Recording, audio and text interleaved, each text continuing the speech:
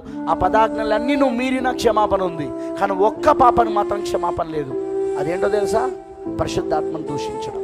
పరిశుద్ధాత్మ ఎవరో తెలుసా? అకాల వర్తమానం, ఆ గడియ వాక్యం, ఆ కాల వర్తమానం, ఆ గడియ వాక్యాన్ని నువ్వు దూషించకుండా అందుకే అంట, నీకు అర్థం కాకపోతే మౌనంగా ఉండు, కానీ దాన్ని దూషించడమో, దాన్ని వెక్కిరించడమో, దానిని నువ్వు ఎగతాళిగా మాట్లాడడమో చెయ్యకు.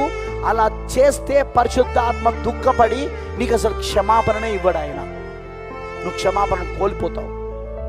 నీకు అర్థం కాకపోతే ప్రార్థన చేయి. ప్రభువా, నాకు అర్థం కావట్లేదు, ఈ వర్తమానం నాకు అర్థం కావట్లేదు, ఈ ప్రకటన 10 నాకు అర్థం కావట్లేదు అని ప్రార్థన చేయి.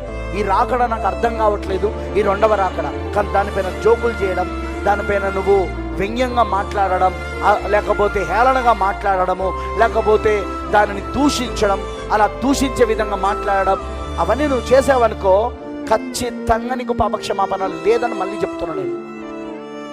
లేదు ఇట్లాంటి వాళ్ళకు. అలాంటి సంఘములో ఎవరెవరైతే ఆమె నలులుగా నడుస్తున్నారో ఆ సంఘానికి కూడా లేదు, ఆ సంఘానికి కూడా లేదు పాపక్షమాపణ. బ్రదర్, వాళ్ళకి పాపక్షమాపణ లేదని ఎప్పుడు తెలుస్తుంది? ఎత్తబడుట అయిపోయాక. ఎందుకంటే ఎత్తబడులోని ఉండేవాళ్ళు పాపక్షమాపణ పొందుకున్న వాళ్ళే ఎత్తబడులో ఉంటారు. ఎత్తబడిలోకి ఎవరు వెళ్తున్నారు? పాపక్షమాపణ పొందుకున్న వాళ్ళు. మరి ఇక్కడ విడబడే వాళ్ళు ఎవరు? పాపక్షమాపణ పొందుకొనని వాళ్ళు, పాపక్షమాపణ లేనివారు.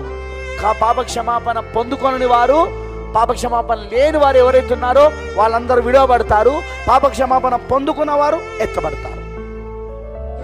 అది మర్చిపోకండి.